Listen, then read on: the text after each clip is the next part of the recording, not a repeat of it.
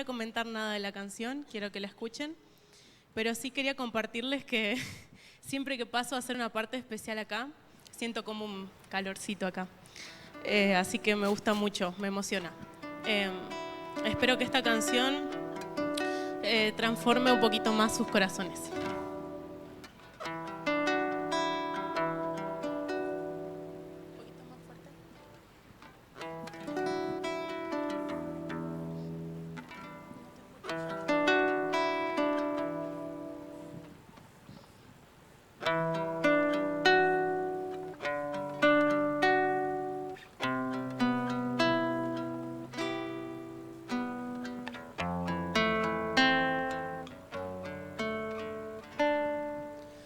Soledad hay en tu corazón,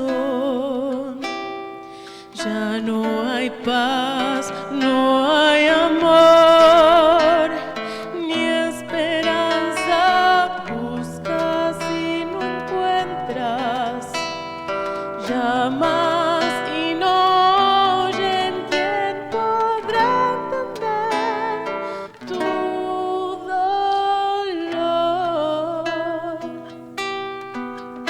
Jesús te mira, Jesús te llama y te dice: ven a mis brazos, no temas, te daré completa paz, te daré lo que buscas y no puedes alcanzar. Yo soy tu camino, yo soy la verdad. Ven a mis brazos y descansa en paz.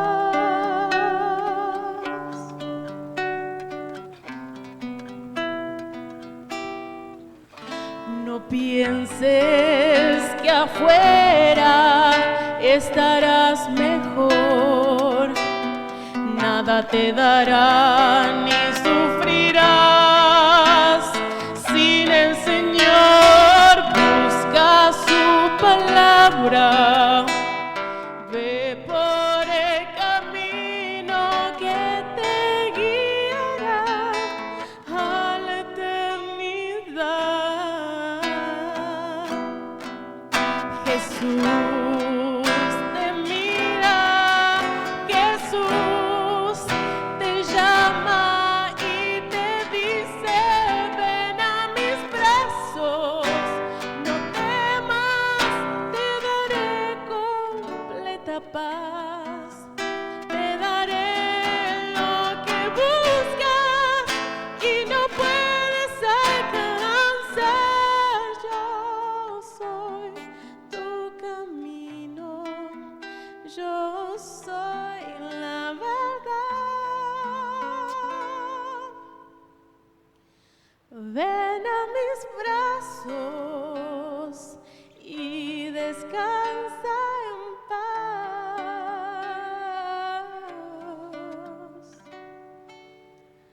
Ven a mis brazos y descansa en paz.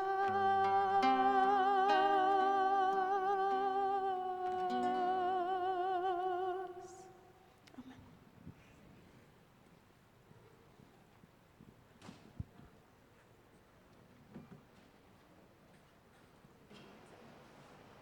Bueno, hermanos, terminamos de dar nuestras ofrendas, ahora queremos recibir la palabra.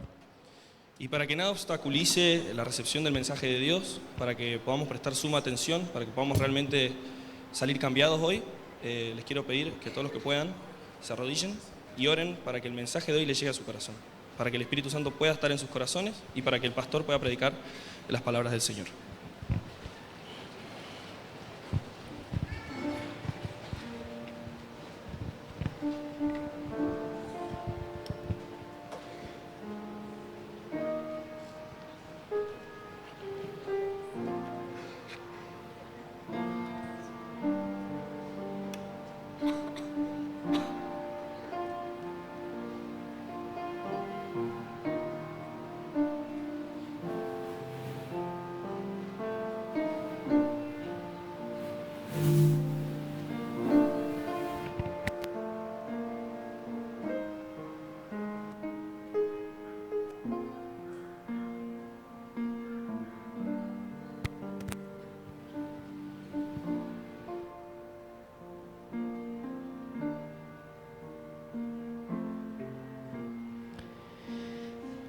Padre Celestial, este es tu pueblo, queremos escucharte. Saca de nuestra mente todo lo que impide escuchar el mensaje de esta mañana. Ayúdanos a dejar todo de lado para escuchar tu voz y no la de un simple predicador. Bendíceme también a mí para poder presentar el mensaje y que todo lo que se diga sea siempre para gloria y honra tuya. En el nombre de Jesús, amén.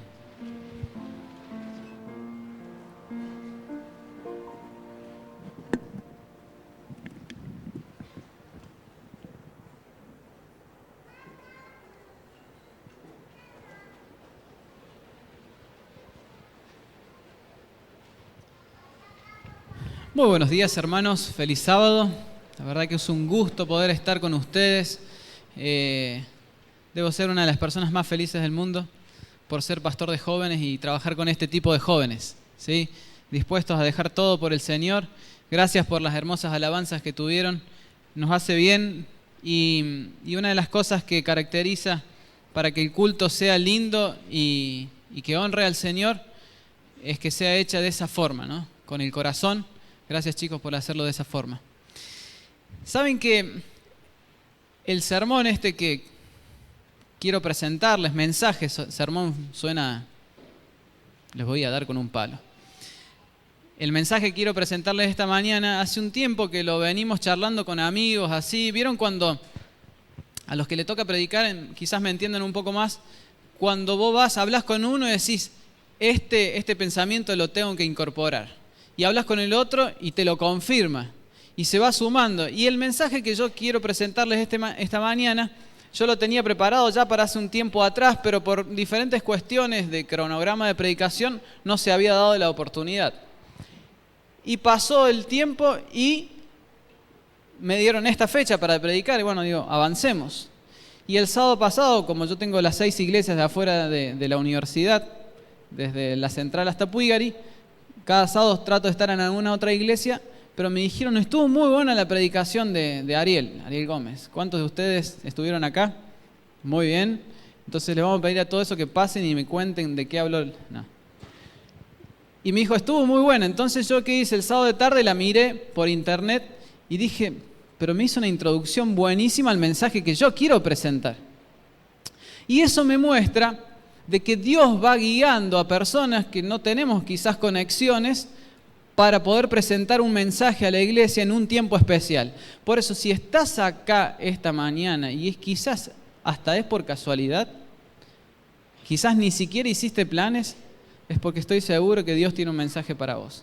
Yo le voy a pedir a Ariel que se acerque, porque yo le digo, mira, tirame en una frase cómo fue tu mensaje, pero qué mejor si lo tenemos al predicador. Resumime en 10 palabras, brevemente tu sermón. Bueno, difícil resumir en 10 palabras, pero nosotros arrancamos el sermón comentando que de acuerdo a lo que la Biblia dice y de acuerdo a lo que por ahí nosotros mismos percibimos, vivimos una etapa de la historia del cristianismo y de nuestra iglesia donde vivimos una vida espiritual mediocre, tibia, como lo define la Biblia, y que nosotros veíamos en el libro de los Hechos de los Apóstoles, una iglesia pujante que muchas veces nos servía de parámetro, ¿sí? Que veíamos esa iglesia como el objetivo a imitar.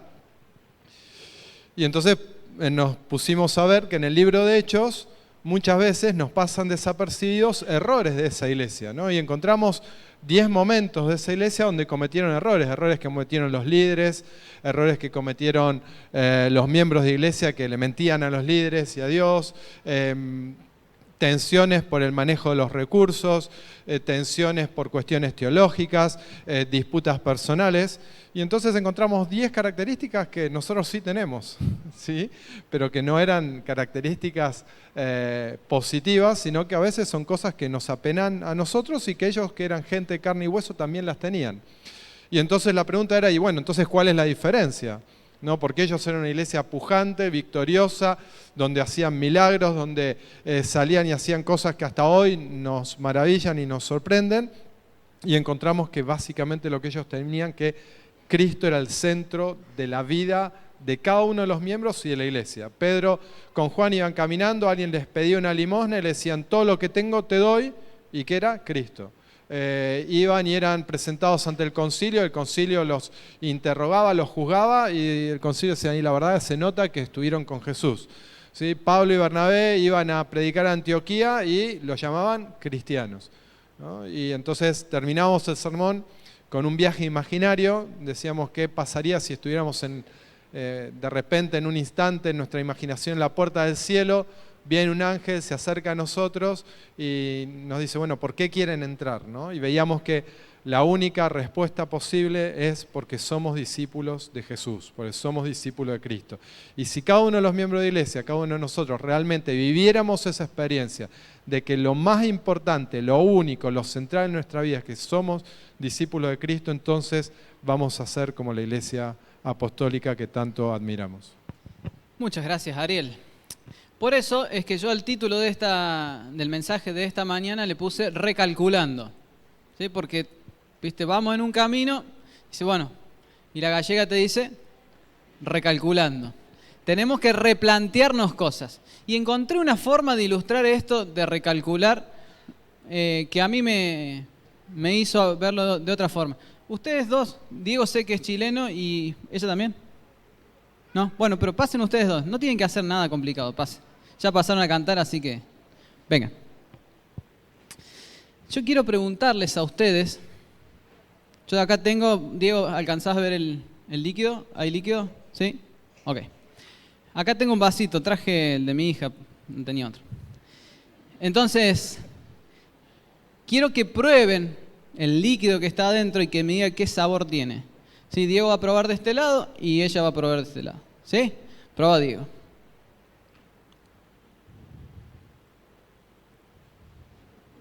¿Me lo vas a romper, Diego?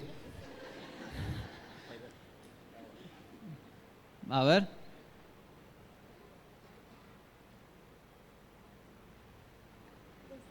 ¿No sale? Gracias, con todo eso. Ahora les voy a explicar por qué no sale. Saben que lo mismo me pasó que ellos. Llego a casa, mi esposa me dice, mirá lo que le compré a Guille. Uy, qué bueno, y dice, probá de tomar. Y vieron que los hombres somos competitivos, ¿viste? Entonces digo, no, ¿cómo puede ser? Y le empecé a tocar, y me dice, pará, que me lo va a romper, dice mi esposa. Yo empecé a tocar así, no salía nada. Y viene nuestra hija, se acerca y mi esposa dice, toma, Guille, agarra mi nena. ¿Qué le pasó? ¿Por qué yo no pude tomar? ¿Por qué los chicos no pudieron tomar? Por la sencilla razón que este vaso tiene un sistema en el que tenés que succionar para tomar. Este es un vaso que está preparado para llevarlo a la cama, para llevarlo en el auto. Y para tomar tenés que chupar. Si no succionas, no lo haces. Pero ¿qué pasa? Nosotros como adultos hemos perdido esa capacidad, la hemos desaprendido, porque cuando éramos chicos, ¿cómo comenzamos a tomar? Acá tenemos el doctor que sabe bien de eso. ¿Sí? Succionando. El niño tiene que empezar a aprender después a tomar con el vaso, pero después perdemos esa capacidad o la olvidamos. Y nosotros, por causa de la cultura, por causa de los prejuicios y por infinidad de cosas, hemos perdido una capacidad que mencionaba Ariel, que está en Hechos de los Apóstoles, que es a escuchar la voz de Dios. Vamos a buscar un texto en Isaías capítulo 30, que es muy interesante. Isaías capítulo 30, versículo 21, presenta uno de los versículos que a mí me gustaría que se pueda cumplir todos los días en mi vida. ¿Sí? No importa la edad que tengas, este versículo le sirve a quien sea. No importa la religión que seas, a todos se puede aplicar este versículo. Isaías capítulo 30, versículo 22 dice así: entonces oirán ustedes decir a sus espaldas estas palabras: este es el camino, vayan por él, no se desvíen a la derecha ni a la izquierda. Señor, yo quiero ese versículo, quiero que se aplique a mi vida. El Señor te dice atrás, anda por este camino, no te desvíes ni a izquierda ni a derecha. Me tengo que poner de novio. Quiero escuchar al Señor que me diga, este es el camino, este es ella, este es él, no te desvíes ni a izquierda ni a derecha. Tengo que elegir una carrera universitaria, no te desvíes ni acá ni acá. Tengo que tener hijos. ¿Avanzamos o no avanzamos? Este es el camino. Y así aplicarlo a todas las dudas que podés llegar a tener en tu vida con respecto a decisiones que tenés que tomar. Este es el camino. Pero nos hemos desacostumbrado a tomar del vaso. Nos hemos desacostumbrado a tomar de la fuente. Y cuando hay un hermano que está en la iglesia y dice, hermanos, el Señor me mostró, este es místico, algo tomó.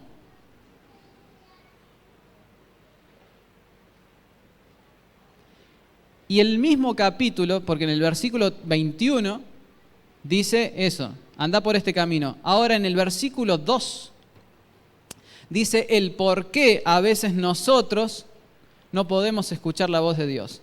En el mismo capítulo, capítulo 30, versículo 2 dice así: ay de los hijos que se apartan, dice Jehová, para tomar consejo y no de mí, para cobijarse con cubierta y no de mi espíritu, añadiendo pecado a pecado. La Nueva Traducción Viviente dice lo siguiente: ustedes hacen planes contrarios a los míos, hacen alianzas que no son dirigidas por mi espíritu. Ustedes escuchan al mundo y no me escuchan a mí. Y después quizás a veces nos quejamos y le adjudicamos a Dios las consecuencias de nuestras malas decisiones, porque no vamos a la fuente y nos hemos desacostumbrado a escuchar la voz de Dios. Ahora, ¿cuál sería el antídoto aquí? Es comenzar a tener una vida centrada en Dios. Pero fíjense, muchos de ustedes han leído el libro de Génesis. Ahora yo les hago una pregunta. El libro de Génesis, cuando habla de Abraham, ¿habla de Dios cumpliendo sus propósitos por medio de Abraham? ¿O habla de Abraham cumpliendo sus propósitos por medio de Dios? Vamos de nuevo. ¿Es Dios cumpliendo sus propósitos por medio de Abraham? Opción 1. ¿O es Abraham cumpliendo sus propósitos por medio de Dios? Opción 1, ¿quién levanta la mano? 2. ¿Y el resto? No sabe, no contesta. El foco de las Sagradas Escrituras está en Dios y no en el ser humano. Cuando tenés un pecado, lo que hace Satanás es focalizarte en el pecado y no en el Salvador. La Biblia te dice, no importa tu pecado. Yo te perdono, dice el Señor. Yo soy tu Salvador. El centro y la salvación está en Dios, no en lo que hagas. Todo lo otro que hagas va a ser consecuencia. Pero el centro de las Sagradas Escrituras está en Dios. Ahora, ¿qué es vivir una vida centrada en Dios y una vida centrada en el Señor? Vamos a leer en la siguiente diapositiva. A mano izquierda ustedes tienen una persona, las características de una persona que está centrada en sí misma, y a mano derecha una persona centrada en Dios. Yo le pedí a los chicos que vayan leyendo alternadamente para ir viendo las dos características. Se focaliza en sí mismo. Se focaliza en Dios y en su obra. Es orgulloso de sus logros. Es humilde ante Dios. Confía en sí mismo. Pone su confianza en Dios. Depende de sí mismo y sus habilidades. Dependemos de Dios y en su habilitación y providencia. Se afirma en sí mismo. Se niega a sí mismo. Busca ser aceptado por los otros. Busca primeramente el reino de Dios y su justicia. Mira las circunstancias. Busca la perspectiva de Dios en cada circunstancia. Elige una forma de vivir egoísta como la mayoría. Elige vivir de forma santa para conocer la voluntad de Dios. Muchas gracias, chicos. Vieron que está bien claro esto. A mí me llama la atención la penúltima, dice, mira la circunstancia, y el otro busca la perspectiva de Dios. Cuando nos enfrentamos a problemas empezamos a mirarnos a nosotros mismos, empezamos a mirar mi bolsillo. Tengo una deuda, a ver qué hago, en vez de decir, a ver cómo Dios me saca de esta, a ver cómo Dios me va a dar la solución. Y empezamos a centrar nuestra vida en nosotros y no en Dios. Y este es un cambio que tenemos que hacer a nivel mental. Tenemos que empezar a pensar con la mentalidad del reino en los cielos. Y vamos a ver algunos ejemplos. Adán y Eva estaban en el mejor lugar del mundo, porque ese era y fue el mejor lugar del mundo. Espectacular, todo lindo, no tenían mosquito, no tenían nada, todo era lindo. No se enojaban entre ellos. Y dice que Eva fue, vio el fruto, le gustó, le llamó la atención y lo comió. ¿Esa decisión estaba basada en ella o en Dios? Gedeón estaba en el campo trabajando. Dios lo llama a liberar al pueblo de Israel. Él estaba piola en el campo. Y decide salir a liberar al pueblo de Dios. ¿Esa decisión estaba basada en quién? ¿En él o en Dios? Pablo.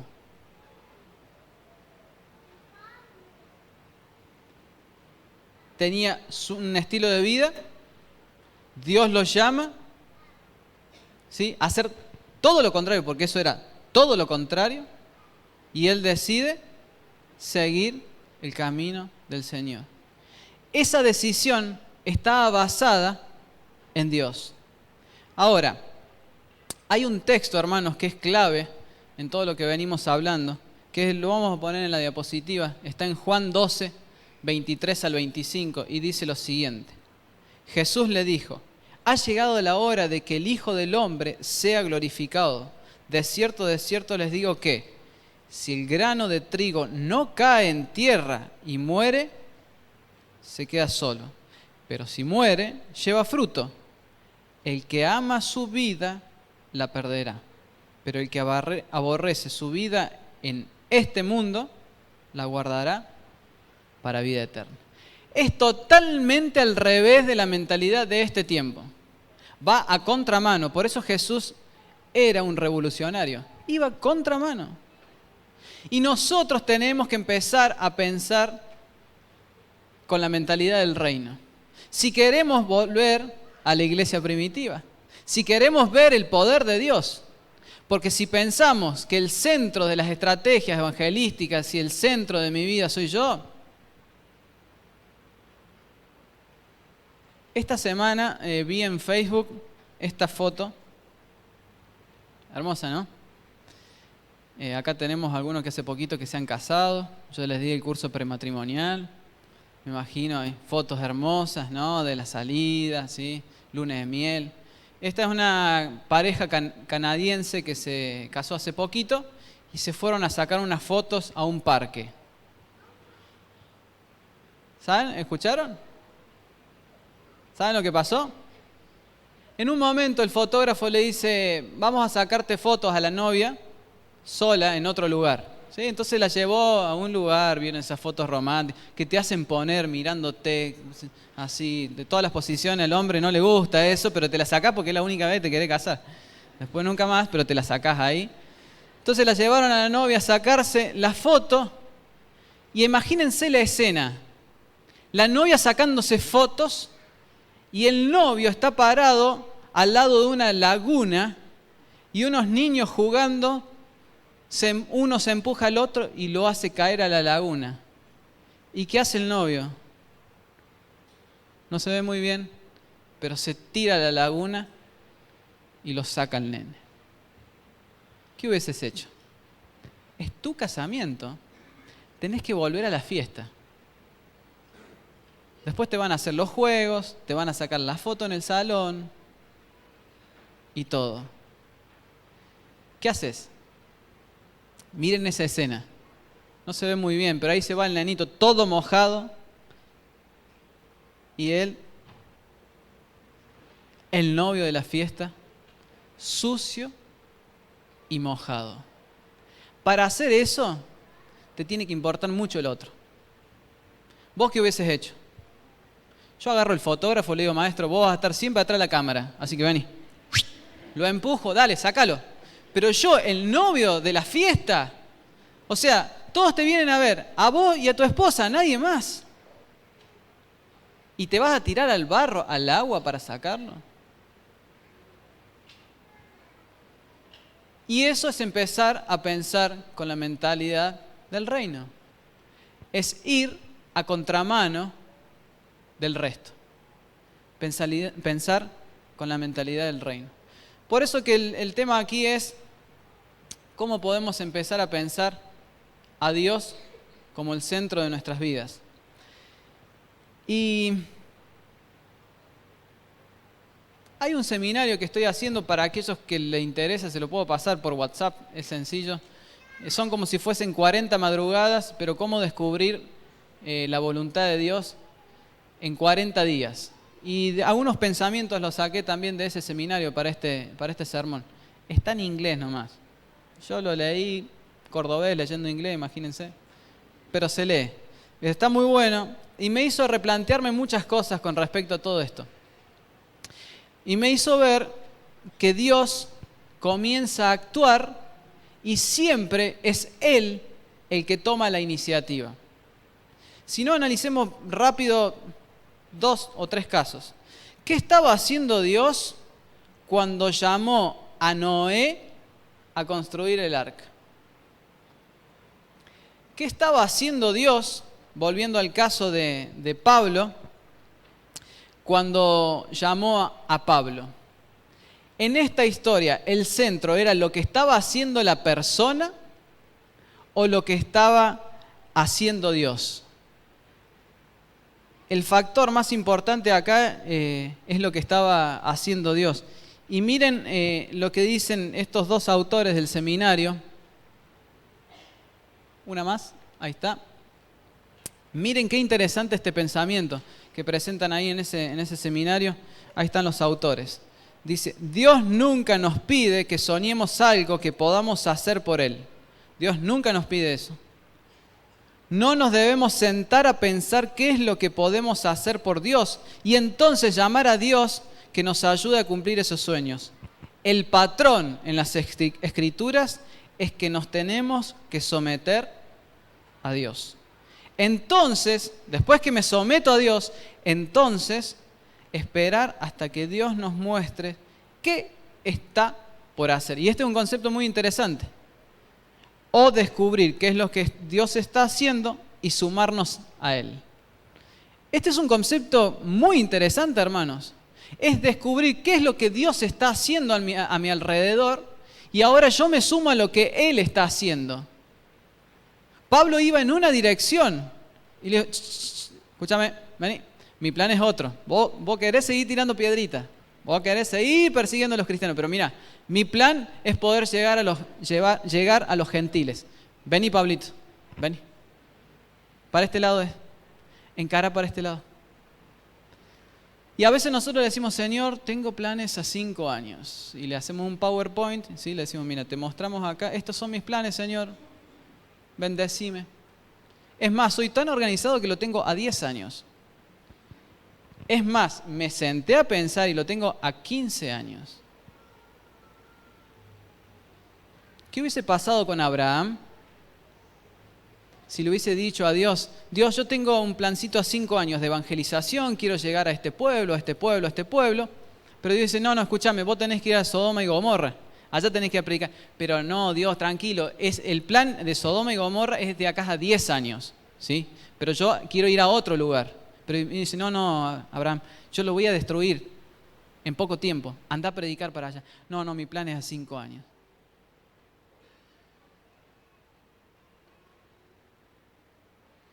Vieron que ahora estamos con esto de hay terremotos, tifones por todos lados, en Córdoba hay langostas. Yo no sé, yo pensaba, bueno, acá no tenemos tifones, por ahí puede ser un terremoto. ¿Qué puede ser? Porque nos puede tocar cualquier cosa. Seamos bien drásticos. Si el martes en Libertador San Martín va a pasar algo, ustedes pongan lo que quieren. Terremoto, se va a caer todo acá. ¿Sí? Y vos decís, Señor, yo me quiero ir a predicar al África, estamos todos acá y yo quiero ir al África, ese es mi plan. Y Dios te dice, no, porque el martes acá en Libertador va a pasar algo. ¿Cuál es más importante? ¿Tu plan o el plan de Dios? ¿Y quién se tiene que sumar a quién en el plan?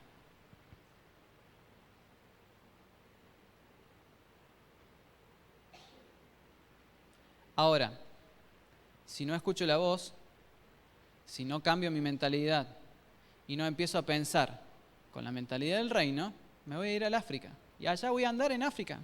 Y me voy a enterar. ¡Ah! Pasó algo en Libertador San Martín. Mirá si hubiese estado ahí. Tenemos que volver a la fuente. Y aprender a tomar de la fuente. Vamos a hacer un resumen de lo que vimos. Y yo les pedí a los chicos también que puedan leer la siguiente diapositiva. Un resumencito bien breve. Para tener la mentalidad del reino, debemos negarnos a nosotros mismos y centrar nuestra vida en Dios. Debemos focalizarnos en los propósitos de Dios, no en nuestros planes. Debemos buscar mirar desde la perspectiva de Dios en lugar de verlo desde nuestra distorsionada forma de ver las cosas. Debemos esperar hasta que Dios nos muestre qué es lo que está por hacer a través nuestro.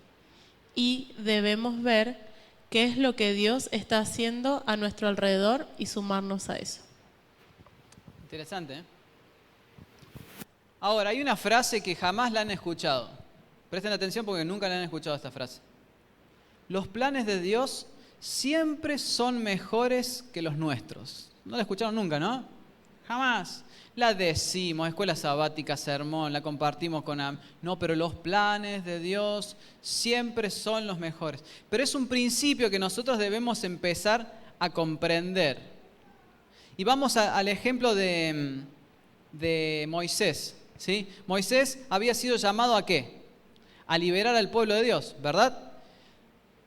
Cuando lo quiso hacer por sus propias fuerzas y manera, murió, ¿sí?, un israelita. ¿Se acuerdan? Se pelean dos y él entra y dice, lo voy a liberar, tum, pan, lo mata. ¿Y qué sucede con Moisés después de eso? 40 años en el desierto. Mirá lo que le costó. Quiso tomar él las riendas y Dios le dijo, mira, a ver Moisés, yo tengo otro plan para vos. Vení Moisés, vamos. Vamos al desierto. 40 años de clases para comenzar a cambiarle la mente. Si no, porque lo que vamos a hacer es muy grande, pero con la mentalidad así no funciona. Después fue adoctrinado 40 años, volvió del desierto y ahí sí Dios libera. ¿Cuántos israelitas justos murieron? Ninguno. Se muere gran parte de la armada de Egipto. Se llevan sus posesiones. Cuando Dios actúa, y lo hacemos a los tiempos de Dios, siempre son los mejores planes. Pero muchas veces nosotros intentamos hacer nuestros propios planes. Y miren qué interesante esta cita, hermanos. Esta es una cita muy, muy fuerte de la hermana Elena de White. Dice lo siguiente: si acudimos a Dios con disposición humilde y deseos de aprender, sin llevar planes previos antes de pedirle consejo, y nos disponemos según nuestra propia voluntad, sino con sumisión, ¿sí?, dispuestos a ser enseñados con fe, será nuestro privilegio reclamar las promesas cada hora del día. Y miren lo que dice ahora: debemos desconfiar de nosotros mismos. ¿Qué te dice hoy los libros de autoayuda? Vamos que vos podés. El poder está en vos. Saca ese león que tenés adentro. La Biblia me dice otra cosa. Ustedes hagan lo que quieran. Pero en la mentalidad del reino dice, no, esto no es un problema de autoestima, pero es a desconfiar de ese león que tenés adentro. Dice, debemos desconfiar de nosotros mismos y vigilar nuestras propias fuertes tendencias e inclinaciones para no actuar según nuestras propias ideas y planes y pensar que estamos haciendo la voluntad de Dios. ¡Fua! Fuertísimo. A mí me hizo replantear todo. No es que esté haciendo todo mal, pero recalculando. Ahora les pregunto, hermanos, ¿Dios se sigue comunicando de la misma manera que lo hizo con los del Antiguo Testamento en este tiempo? ¿O ha cambiado? ¿O la sociedad ha cambiado?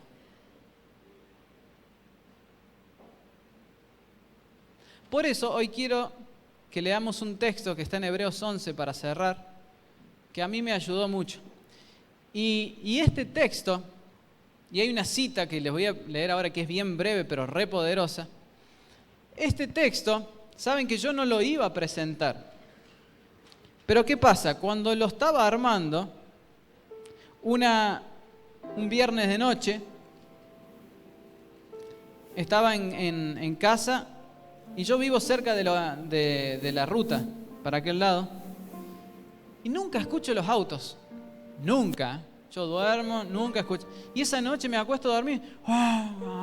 Digo, ¿qué está la ventana abierta? Entonces me levanto así, todo cerrado. Digo, ¿por qué lo escucho tanto? Y ya, yo soy de las personas que me despertaste y chau, tac, los ojos ahí. Viste, mi mente va a 2000 por hora, entonces dormirte vos después. Entonces digo, Señor, ¿por qué me despertaste? A ver. Y agarré la Biblia y empecé a buscar. Y me acordé de este texto porque venía pensando sobre este mensaje. Entonces yo dije, esto es algo que Dios me está queriendo decir. Entonces fui a Hebreos, capítulo 11, versículo 22, y dice lo siguiente. Por la fe, José, al morir, mencionó la salida de los hijos de Israel y dio mandamiento acerca de sus huesos. José fue el que entró al pueblo de Dios, ¿a dónde? A Egipto. Y dijo, miren muchachos, ustedes van a estar un tiempo acá, pero dentro de bastante tiempo, ustedes van a salir. Yo no voy a estar, yo voy a estar muerto. Lo único que va a haber de mí van a ser los huesos. Llévenme con ustedes. Aunque sea, quiero estar ese momento con mis huesos.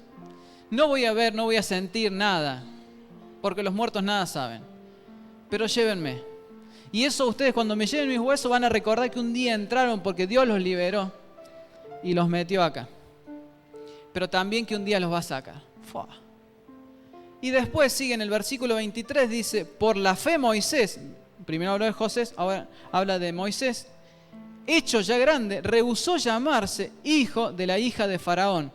25, escogiendo antes ser maltratado con el pueblo de Dios que gozar de los deleites temporales del pecado. Moisés decidió, dice, no voy a seguir al pueblo de los egipcios, pero voy a sacar al pueblo. Ahora, ¿ustedes se acuerdan de esa escena tierna de Moisés? Cuando era bebito, y se lo pone en la canastita, y lo encuentra ¿quién? La hija del faraón. Qué hermoso bebé, me gustaría tenerlo. Y viene la hermanita y le dice, yo sé, hay alguien que te la puede cuidar a este nene. ¿Y quién era? La mamá de Moisés.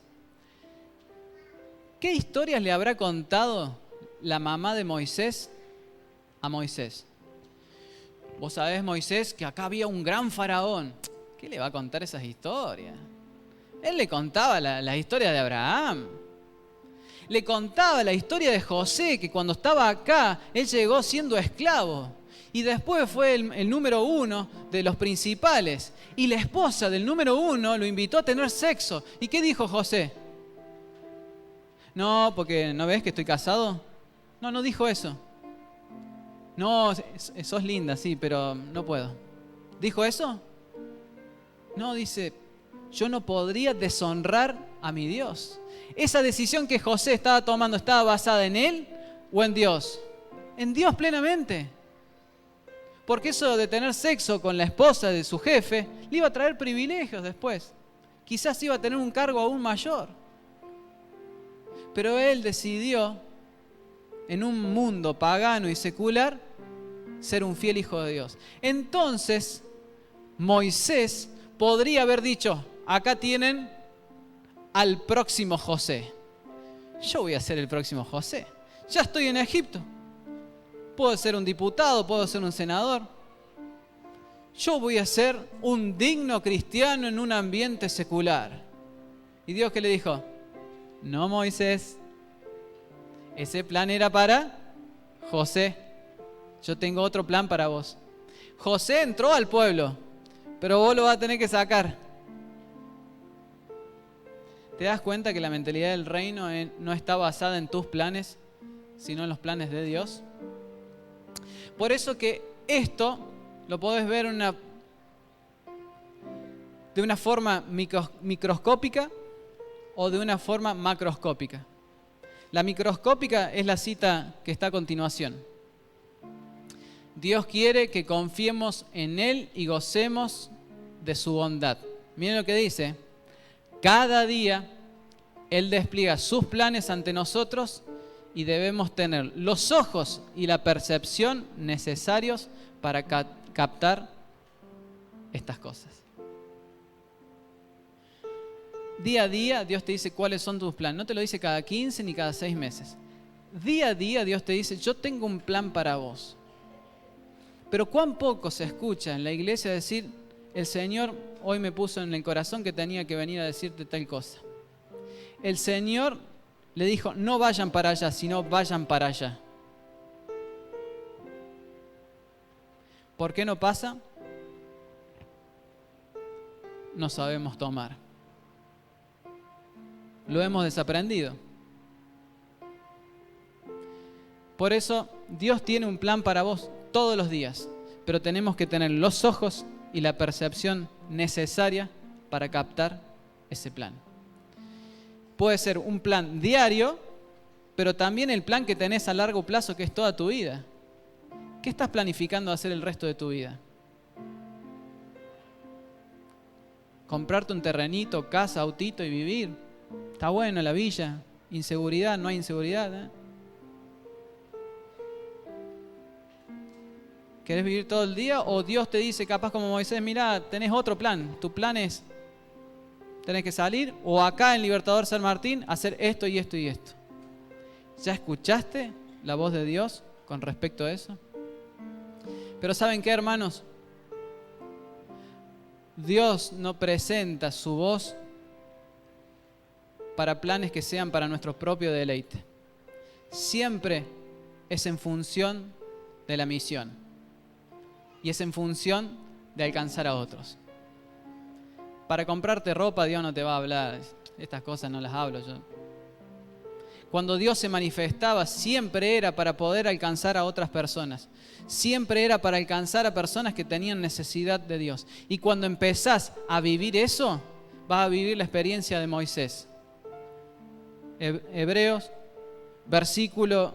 capítulo 11, versículo 27 dice, por la fe, hablando de Moisés, dejó Egipto, no temiendo la ira del rey, porque se sostuvo como viendo